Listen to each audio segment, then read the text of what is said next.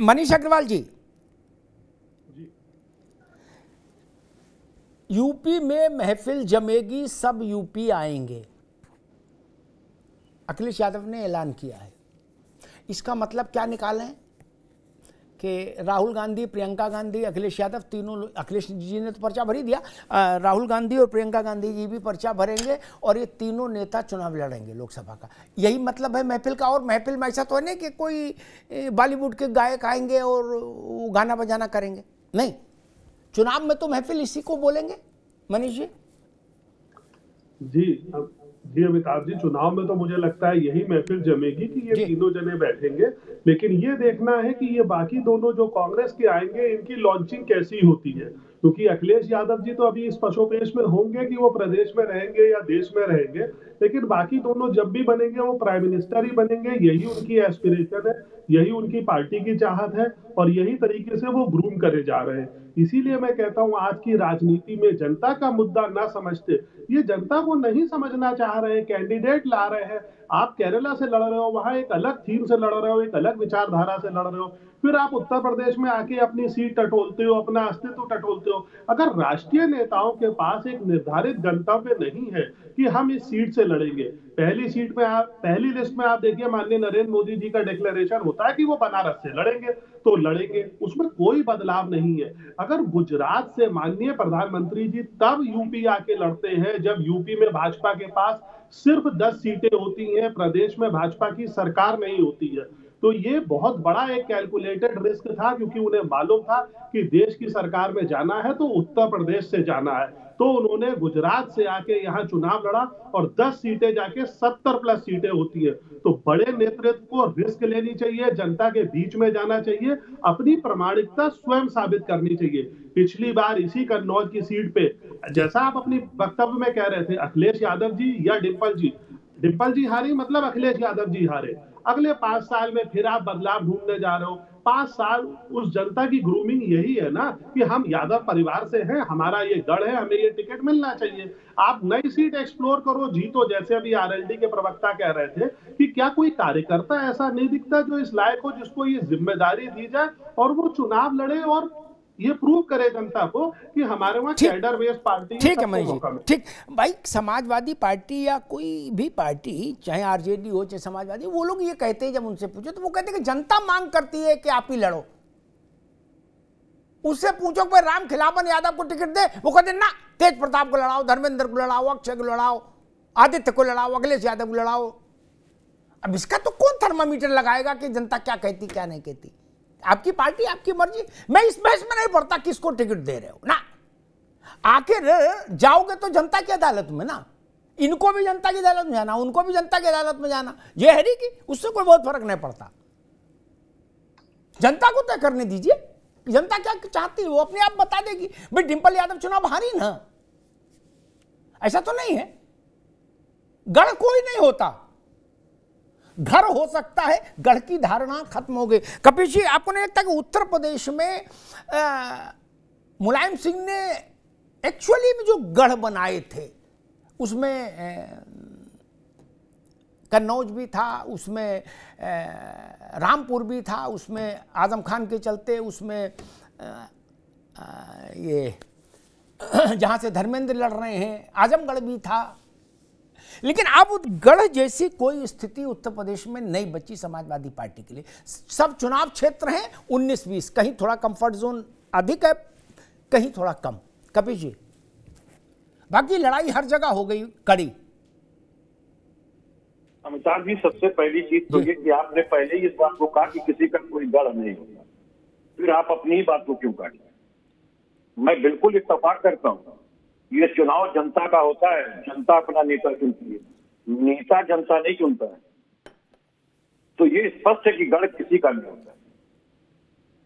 और मैं आपको बार बार ये कहना चाहता हूँ कि अभी हमारे मित्र अग्रवाल साहब कह रहे थे कि देखिए मोदी जी जो है वो गुजरात छोड़ के आ गए, तो वही तो पूछ रहे गुजरात क्यों छोड़ दिए? जिसने उनको मुख्यमंत्री बनाया उसको क्यों छोड़ दिए? ये तो उनको कारण बताना चाहिए। जो उनकी जन्म जहाँ स्थान हुआ वहां क्यों छोड़ दिए? और वो तो बहुत सी चीजें ऐसी छोड़ दिए कि कहना नहीं चाहिए, नहीं तो राम के आदर्श के विपरीत वो दिखाई देगी करेंगे। और मैं तो एक बात पूछ रहा हूँ कि जब प्रधानमंत्री जी बनारस में मां गंगा के कहने पे आए थे चुनाव लड़ने के लिए, तो फिर वो दूसरी सीट से क्यों चुनाव लड़े? एक समय था इंदिरा गांधी और अटल जी 2-2 सीटों से चुनाव लड़ते। तब मनीष जी आप पैदा नहीं हुए थे क्या? और या ये धरती पे जन नेता नहीं थे जिनका नाम मैं ले रहा हूँ, चाहे अटल जी हो या इंदिरा गांधी जी हो? तो मैं इस बात को कह रहा हूँ कि वक्त काल परिस्थितियों को देख के विश्लेषण किया कीजिए। एक तरफा विश्लेषण निष्पक्ष रूप से अच्छा लगता है। और दूसरी बात मैं कह दूं कि सूप तो सूप चलनी भी बोले जिसमें 72 सीट।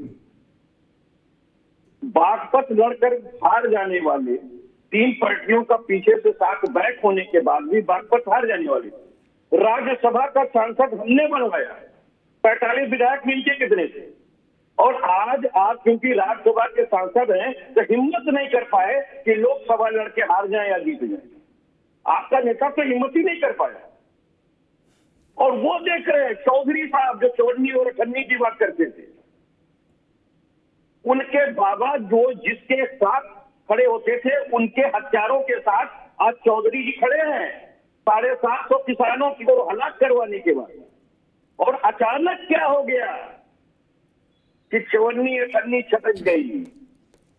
अब तो भाई चलनी की भी बात सुननी पड़ेगी। ठीक है कपिल जी, मैं चलनी ठीक है, अब रुक जाओ भाई। मैं अभी तो पल्लवी सिंह के पास चलूं, लेकिन अमन पांडे के लिए एक सवाल छोड़ के जाता हूं। कपीश जी ने तो जो बोला सो बोले, लेकिन रामगोपाल यादव ने बोला आज बड़ा तीखा। उन्होंने कहा कि उसकी औकात क्या थी, उसकी कोई औकात थी क्या जयंत के लिए? उसकी कोई औकात थी क्या? और हमने उसको राज्यसभा बना दिया। आज भी हमारे विधायक हैं उसके यहाँ, उसके पास कौन विधायक था? इतना तीखा हमला आपके नेता पर अमन पांडे क्यों हो रहा है? अब तो जहां चुनाव है, कल तो चुनाव हो जाएगा, अब जहां चुनाव है देश भर में, वहां तो आपके नेता का कोई बहुत भूमिका भी नहीं है। कल के बाद फिर कन्नौज में बैठ के इतना तीखा क्यों बोला जा रहा है कि औकात नहीं? और हालांकि मैं इस तरह की बातों से कभी सहमत नहीं होता कपिश बाबू। राजनीति में औकात तो मैंने ऐसे बनते देखी, राजनारायण ने इंदिरा गांधी को हरा दिया, ठीक? इसलिए औकात का मसला नहीं। मुलायम सिंह यादव कन्नौज लड़ने गए तो उनके चेले ने उनको इतना कठिन दंगल में फंसा दिया अरविंद ने कि कुछ हजार से जीते, लाखों से नहीं, कुछ हजार से जीते, बड़ी मुश्किल। इसलिए औकात तो हम जानते हैं राजनीति में सबकी कैसी कैसी, छोड़ दीजिए। पल्लवी सिंह, अखिलेश यादव कन्नौज से, राहुल गांधी अमेठी से, प्रियंका गांधी रायबरेली से। एक का कंफर्म हो गया, 2 की बातें हवा में तैर रही हैं। अयोध्या से लेके और सब जगह तक का मामला हवा में है कि भाई अयोध्या भी जाएंगे ताकि ये आरोप भी धुले कि हम अयोध्या नहीं गए। हालांकि वो चले जाएंगे तो फिर अखिलेश यादव को भी जाना पड़ेगा नहीं, और तीसरी कहानी शुरू हो जाएगी। कन्नौज तो बड़ा धर्मप्राण शहर है, मेरा शहर है। तो कहीं कुछ चुनाव आपको लगता है टाइट होगा, फाइट सघन होगी और तीखी होगी, या आपको लगता है कि केवल आतिशबाजी है? पल्लवी सिंह, देखिए, कहते हैं ना, देखा देखी पाप, देखा देखी पुण्य। और सब जो है इंडी गठबंधन में सब साथी हैं। पहले एक दूसरे को फूटी आंख नहीं भाते थे समाजवादी पार्टी और कांग्रेस के लोग, यही किसी डिबेट पे बैठ के एक दूसरे के लिए उल्टा सीधा बोलते थे। अभी सब सगी संबंधी हो चुके हैं, सबको साथ में मिलके किसी भी तरीके से माननीय मोदी जी को हराना है, क्योंकि उनके एजेंडा अलग है। उनको विश्व में भारत को विकसित भारत बनाना है, इसलिए सब परेशान है। और रही बात इसकी कि यहाँ पे डिसाइडेड है, वहां पे डिसाइडेड नहीं है। देखिए, ये तो पहले से ही कंफर्म था, हमेशा से कंफर्म था कि रायबरेली में और अमेठी में गांधी परिवार का ही कोई लड़ेगा। आपने बीच में देखा होगा वाड्रा जी ने आके दम भरा कि भाई जो है वहां की जनता चाहती है कि मैं आके वहां पे इलेक्शन लड़ूं। मैं पूछना चाहती हूँ, आप जनता से मिलने कितनी बार गए? सोनिया गांधी जी रायबरेली से सांसद बन के जाती हैं, कितनी बार आई वहां देखने, कितनी बार उन्होंने जनता से बात की कि आप या कुछ भी उनसे संवाद भी किया हो या कोई काम भी कराया हो? तो ये तो कहना बेबुनियाद है कि जो है जनता चाहती है कि हम लड़ना चाहेंगे या हम, आएगा कोई वहीं से, उनके परिवार से ही आएगा। अगर ये खुद से मना कर देते हैं हार के डर से, क्योंकि देखिए पिछली बार भी आपने देखा कि हार के डर से राहुल जी 2 जगह से लड़े, वायनाड चले गए कि एटलीस्ट एक जगह से तो कहीं से जीत जाएंगे, क्योंकि अमेठी में वो ऑलरेडी हार चुके हैं, और उसके बाद भी वो जनता से नहीं मिलने गए कि क्या ऐसी कमी रह गई जो हमें जो है जनादेश नहीं मिला। सेम आप यहाँ पे देखिए रायबरेली में सोनिया जी को बिल्कुल अंदेशा हो गया कि अब कुछ होने वाला नहीं है, तो वो पहले से ही उन्होंने यूपी ही छोड़ दिया, उत्तर प्रदेश कंप्लीटली उन्होंने छोड़ दिया, राजस्थान से राज्यसभा में चली गई। तो अभी बचते कौन है? राहुल गांधी जी बचते हैं, सोनिया और प्रियंका गांधी जी बचती हैं, और उसके बाद थर्ड नंबर पे आते हैं वाड्रा जी। तो 26 तारीख का ही बिल्कुल सही बोल रहे थे अग्रवाल जी, बिल्कुल ठीक बोल रहे थे। ये लोग इंतजार कर रहे हैं कि वहां पे इलेक्शन खत्म हो जाए, क्योंकि अभी उन्होंने वायनाड को अपना परिवार बना के रखा है। अभी तक पहले वो बोलते थे अमेठी उनका परिवार है, परंतु बाद में वहां जाके बोला कि वायनाड वाले ज्यादा वफादार है, वो उनका परिवार है। तो इस परिवार के साथ वो अपना परिवारवाद निभा रहे हैं। वो जब खत्म हो जाएगा तो बिल्कुल जहां तक है लड़ेंगे इनमें से कोई, तो 3 है, 3 में से कोई एक आएगा। और दूसरी बात ये बताना चाहूंगी, भारतीय जनता पार्टी को कोई फर्क नहीं पड़ता, क्योंकि भारतीय जनता पार्टी की बूथ स्तर तक बहुत मजबूत तरीके से तैयारी है, जनता से मिलकर वो काम करने में विश्वास रखते हैं। तो कोई भी दिक्कत नहीं है, सामने कोई भी आए, गांधी परिवार का कोई आए कार्यकर्ता, जो कि आने से रहा, आएगा नहीं, तो कोई भी आए कोई फर्क नहीं पड़ता है। हमारी तैयारी है और हमें अपना विश्वास जनता। हिंदू मुसलमान शमशान कब्रिस्तान पाकिस्तान तालिबान पे आप लगी हुई है, और आप अपनी बात बता रही कि भारतीय जनता पार्टी ने प्रमुख बना लिया। मनीष अग्रवाल, एक फ्रेज बहुत इस्तेमाल होता है, जनता ऐसा चाहती है, जनता मुझे चाहती है, जनता ऐसा चाहती, जनता वैसा चाहती, इस कैंडिडेट।